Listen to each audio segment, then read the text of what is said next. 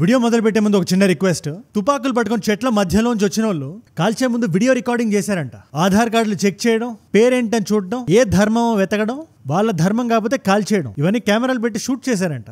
జాగ్రత్తగా వినండి, నా కోరిక ఒకటే. మన ఇండియన్ గవర్నమెంట్ రిటాలియేట్ అయినప్పుడు ఉరిలాగానో బాలాకోట్ లాగానో కుదిరితే మనం కూడా రికార్డ్ చేద్దాం. ఇండియాని విరక్కొట్టాలి అని ఎవరికైనా థాట్ వస్తే ఆ వీడియో చూస్తే భయం వేయాలి. పెహల్గామ్ లో జరిగిన దౌర్జన్యం గురించి మనం మాట్లాడాలంటే ముందు మనం నిజం మాట్లాడగలగాలి. జమ్మూ అండ్ కాశ్మీర్ లో అనంతనాగ్ డిస్ట్రిక్ట్ లో పెహల్గామ్ లో ఇద్దరు ఐ విట్నెస్లు చెప్తున్న మాట మనం ఒక్కసారి విందాం. ఈవిడ పేరు పల్లవి గారు, భర్త పేరు మంజునాథ్. కర్ణాటక నుంచి వచ్చారు. కాశ్మీర్ మందే కదా, నా దేశం నన్ను కాపాడుతుంది, చాలా అద్భుతంగా ఉంటది కాశ్మీర్, ఒకసారి చూసొద్దాం అని చెప్పి ఫ్యామిలీతో వెళ్ళారు ఆయన, భార్య పిల్లోడితో.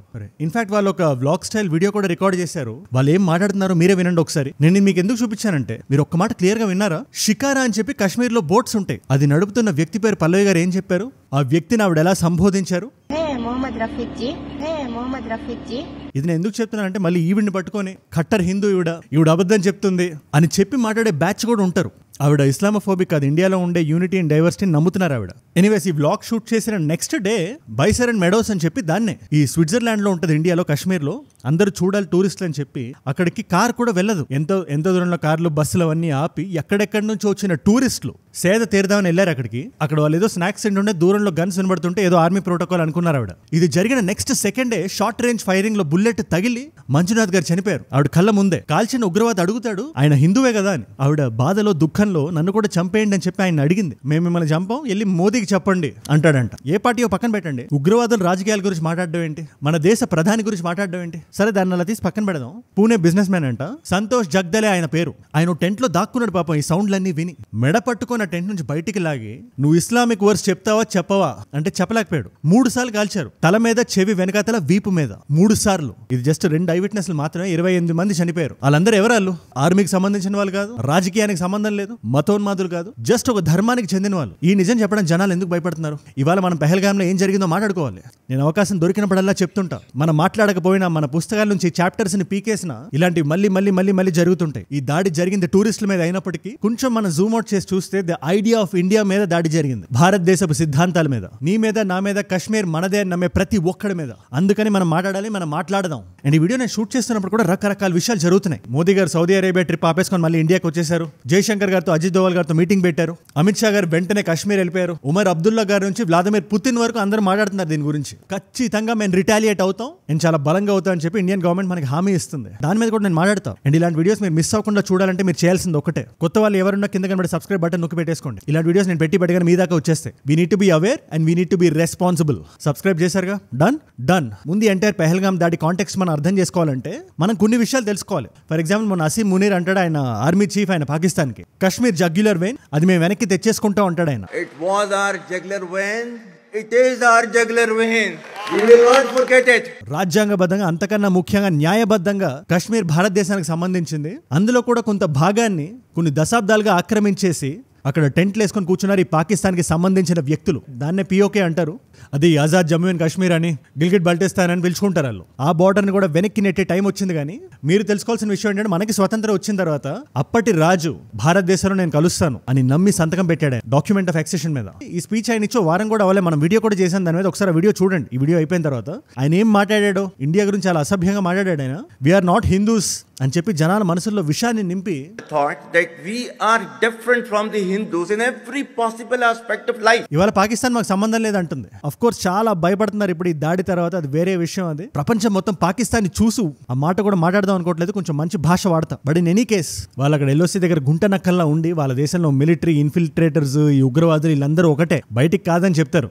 నిజంగా ఉగ్రవాదాన్ని అంతం చేద్దాం అనుకుంటే ఆ మెజర్స్ ఏవి బయటకు కనబడవే? ఎందుకు కనబడవు? ఫిబ్రవరి 2019లో ఏం జరిగిందో మనం అందరం చూసాం. మన సిఆర్పిఎఫ్ జవాన్లు వీళ్ళందరూ ఎవరు చేస్తారు ఇది? బార్డర్ దగ్గర మన వాళ్ళని ఇరిటేట్ చేసి ఈ గ్యాప్ లో ఇన్ఫిల్ట్రేటర్స్ ని లోపలికి తోలుతుంటారు. వీళ్ళు లోకల్స్ లో, సివిలియన్స్ లో కలిసిపోయి టైం కోసం ఎదురు చూస్తుంటారు, తుపాకులు గట్రా పట్టుకొని. ప్రస్తుతానికి పెహల్గామ్ దగ్గరికి వద్దాం మనం. అది ఎక్కడ లొకేట్ అయి ఉంది? ఎల్ఓసి దగ్గర కాదు, అది శ్రీనగర్ కి సౌత్ ఈస్ట్ లో ఉంది. ఇంకా 90 కిలోమీటర్లు రావాలి. కాశ్మీర్ కి టూరిస్టులు ఎవరైనా వస్తే ఖచ్చితంగా ఇది బైసరన్ మెడోస్ చూడాలి, స్విట్జర్లాండ్ లో ఉంటది అని చెప్పి వచ్చిన ప్రతి టూరిస్ట్ వస్తారు అక్కడికి. ప్లస్ ఈ అనంతనగర్ డిస్ట్రిక్ట్ ఏదైతే ఉందో అమర్నాథ్ యాత్ర అని చెప్పి చేస్తారు. ఆ కేవ్ లో పరమశివుడిని దర్శించుకుందాం అని చెప్పి ప్రతి సంవత్సరం వస్తారు యాత్రికులు. పెహల్గామ్ నుంచి 46 కిలోమీటర్లు ఉంటది.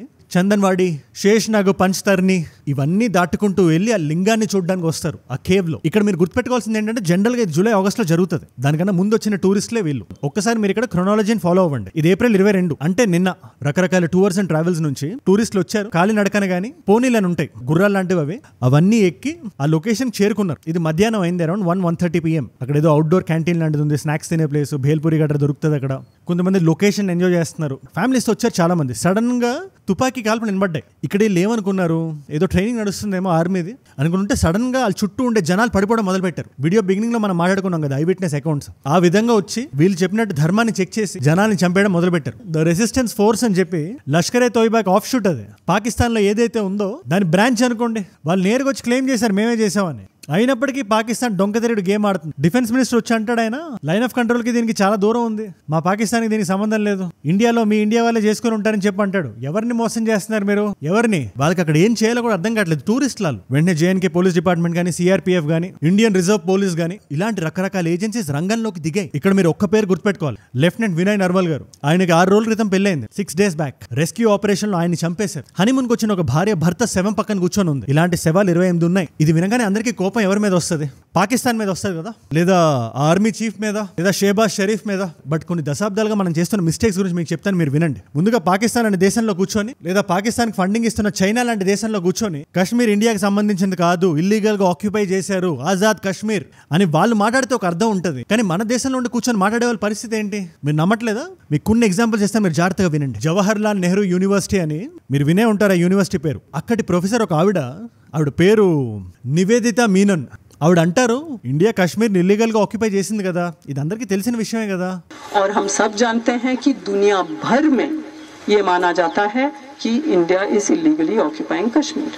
ప్రపంచం అంతా అలాగే మాట్లాడుకుంటది అంట. మేడం ఇవాళ మీకు చెప్తున్నా, 28 ప్రాణాలు పోయాయి కదా, వాళ్ళ ఉసురు మీకు తగులుతుంది. వాళ్ళు కాశ్మీర్ మనదే అని వెళ్తే వాళ్ళకి నమ్మక ద్రోహం చేశారు. మీరు హిస్టరీని డిస్టార్ట్ చేసేసి మీ బొమ్మలు ఇంటర్నేషనల్ న్యూస్ పేపర్ల మీద పడతాయని చెప్పి మైక్ దొరికింది కదా అని ఏది పడితే అది మాట్లాడి మన దేశంలోనే ఒక అన్రెస్ట్ క్రియేట్ చేసి ఈ థాట్ని మీరు పుట్టించి ఆ జనాల్లోకి తీసుకెళ్లి ఇవాళ అక్కడ రాజకీయం వెంటిలేటర్ మీద ఉంది. పేరుకి ఎలక్షన్లు జరుగుతున్నాయి, కాకపోతే అలాంటి సెన్సిటివ్ ఏరియాలో ఇంజనీర్ రషీద్ లాంటి వాళ్ళు ఢిల్లీ నుంచి ఎలా పడితే అలా ఫ్లైట్ వేసుకొని వచ్చి వెళ్ళిపోయి ఆయన కూడా రాజకీయాల్లో పోటీ చేస్తున్నాడు. ప్రో పాకిస్తాన్ సెంటిమెంట్ ఉండేవాడు. మీరు ఇలాంటి ప్రో పాకిస్తాన్ సెంటిమెంట్ ని ఇండియాలో మీరు పుట్టించి దానికి ఒక ఆడియన్స్ మీకు ఉన్నారంటే, అండ్ ఏదో ఒకలో ఇద్దరు కూడా కాదు.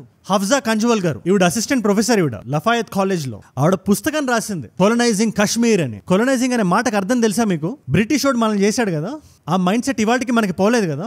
ఇవాటికి తెల్లతోలు ఉండేవాడు చెప్పేది నిజం అనుకుంటాం కదా. ఈ General Dyer great granddaughter వచ్చి వాళ్ళు లూటర్స్, వాళ్ళు మా ముత్తాత చాలా మంచి పని చేశాడని చెప్పి చాలా గర్వంగా చెప్పుకుంటే దాన్ని కూడా నమ్మే వాళ్ళు కొంతమంది ఉన్నారు ఇక్కడ మన భారతదేశంలో. తెల్లతోలు ఉంది ఆవిడకి, అంతే, ఇంకేం లేదు. ఆ మైండ్ సెట్ మనకి పెట్టారు కదా, దాన్ని కొలోనియలిజం అంటారు. పద్ధతిగా వెళ్ళి మాట్లాడి సంతకం పెట్టించుకోవడం కాదు.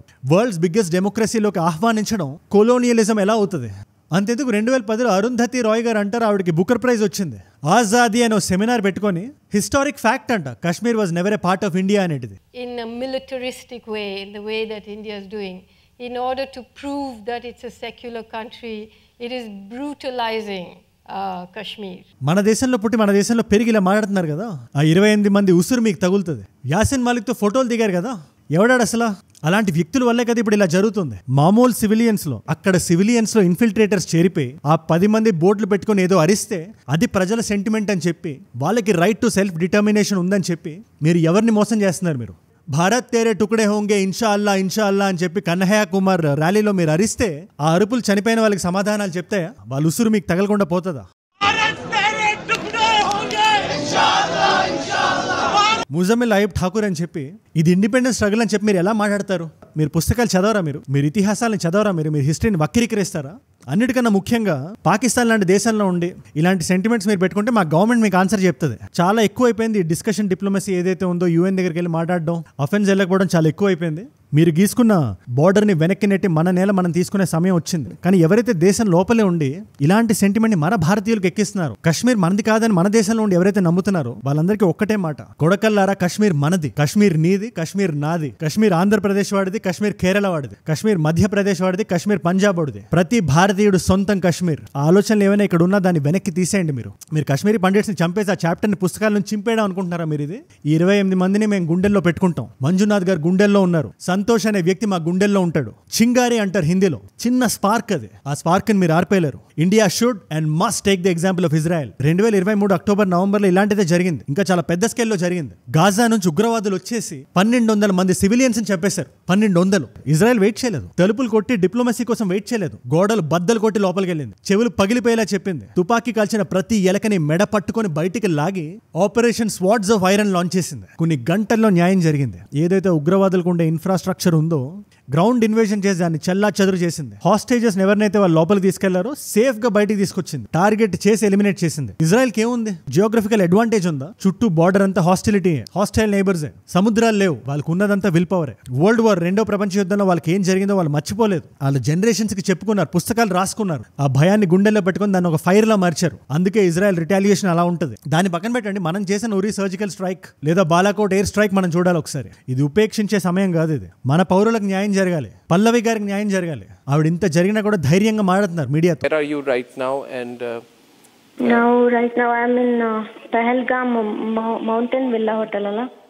Mountain Pahalgam Mount. ఇది హిందూ ముస్లిం గొడవలో మార్చేద్దాం మనం. హిందువులు బయటకు వచ్చి మాకు అన్యాయం జరిగింది అని చెప్తే సెక్యులరిజం కి భంగం కలిగినట్టు ఎలా జరుగుతుంది అది? అంటే ఎన్ని అన్యాయం జరిగినా కళ్ళు మూసుకొని ఉండాలా? ముర్షిదాబాద్ గురించి మాట్లాడకూడదు. కాశ్మీర్ లో రాలిఫ్ సాలిఫ్ గాలిఫ్ అనాలంటే మనం చెవులు మూసేసుకోవాలి. అది బయటికి మనం చెప్పుకోకూడదు కదా, లేదా సెక్యులరిజం డేంజర్ లోకి వచ్చేస్తుంది. ఈ భారతదేశం నేల మీద ఎవరైతే నిజమైన ముసల్మాన్లు ఉన్నారో, నిజమైన క్రైస్తవులు ఉన్నారో, వాళ్ళు ఎప్పుడు దీని గురించి మాట్లాడొద్దని చెప్పరు. ఈ నేల పుట్టిందే యూనిటీ అండ్ డైవర్సిటీ మీద కదా. సనాతన ధర్మం అంటే ఏంటి? వసుదైక కుటుంబం అంటే ఏంటి? అందరూ కలిసి ఉండడం నమ్మడమే కదా. మరి అంటప్పుడు బయట దేశం నుంచి ఎవడో వచ్చి నీ ధర్మం ఏంటని అడిగి నీ ఆధార్ కార్డు చూసి ఒక ఇస్లామిక్ వర్స్ చెప్పకపోతే చంపేస్తుంటే దాని గురించి బయట మాట్లాడొద్దు, సైలెంట్గా ఉండండి, ముక్కు మీద వేలేసుకోండి అంటే ఇక్కడ నుంచి కుదరదు. ఒక ఇన్సిడెంట్ జరిగితే ఆ ఇన్సిడెంట్ జరిగిందని మేము మాట్లాడతాం. ఇంటర్నేషనల్ మ్యాగజైన్స్ మన ఫోటో కొట్టించుకుందాం అని చెప్పి ఎవరైనా ప్రొఫెసర్ వచ్చి బయటకు వచ్చి కాశ్మీర్ మనది కాదు అని మాట్లాడితే మొహం పగిలేలా సమాధానం చెప్తాం. మీకు కాశ్మీర్తో ప్రాబ్లం ఉంటే భారతదేశంతో ప్రాబ్లం ఉన్నట్టే. మీరు టూరిస్టులను టార్గెట్ చేసి వాళ్ళని చంపేస్తే టూరిస్టులు రారు. జేడీ వ్యాన్స్ మన భారతదేశంలో ఉన్నారైనా. ఇలాంటి టైంలో మనం ఏదైనా ప్లాన్ చేస్తే అమెరికా మన గొంతు వింటది అని అసీం మునీర్ లాంటి ప్లాన్ చేస్తారు. వాళ్ళు వంకర బుద్ధి అలాగే ఉంటుంది. బట్ లోపల ఒకటి ఉంటుంది కదా, ద స్పిరిట్ ఆఫ్ ఇండియన్. ఈ భారతదేశపు నేల మాకు ఇచ్చింది అది. We believe in fighting back. భయపడి ఒక అడుగు వెనక్కేయం మేము, ధైర్యంతో 2 అడుగులు ముందుకేస్తాం. అండ్ దీనికి కూడా పార్టీలకు అంటగట్టేయడం లాంటి సిగ్గుమాలిన పని ఇంకోటి ఉండదు. మోదీ గారు ఒక హిందువుల ప్రధానైనా, ప్రతి భారతీయుడు ప్రధానైనా. ఇవాళ ఒక ఉగ్రవాది నోట్లోంచి భారతదేశపు నేల మీద ఆయన పేరు వస్తుంది. ధైర్యంగా ఆయన పేరు తీసుకొని ఆయనకెళ్ళి చెప్పు అంటున్నాడు. ఎంత ధైర్యం లేకపోతే అంటాడు అది? ప్రధాని మోడీ గారే కాదు, బీజేపీ అనే కాదు, రేపొద్దున్న రాహుల్ గాంధీ గారు వచ్చినా, మల్లికార్జున్ ఖర్గే గారైనా ఉగ్రవాది నోట్లో నుంచి ప్రధాని పేరు బయటికి రాకూడదు. ఆర్టికల్ 370 అబ్రగేట్ చేసాం. రాజకీయాలు జరుగుతున్నాయి. కాకపోతే కొన్ని దశాబ్దాలుగా మనం చేసిన కొన్ని తప్పులు ఉన్నాయి కదా. మనం డబ్బులు ఇస్తే, స్పెషల్ స్టేటస్లు ఇస్తే అక్కడ ఈ ఎక్స్ట్రీమిజం తగ్గుతుంది, డబ్బులు తీసుకొని ఊరుకుంటారు అనుకుంటే ఆ డబ్బులు తీసుకొని వాళ్ళు ఏం చేశారు? ఫండింగ్ తీసుకొని ఇంటర్నేషనల్ గా విక్టిమ్ గేమ్ ఆడడం మొదలు పెట్టారు.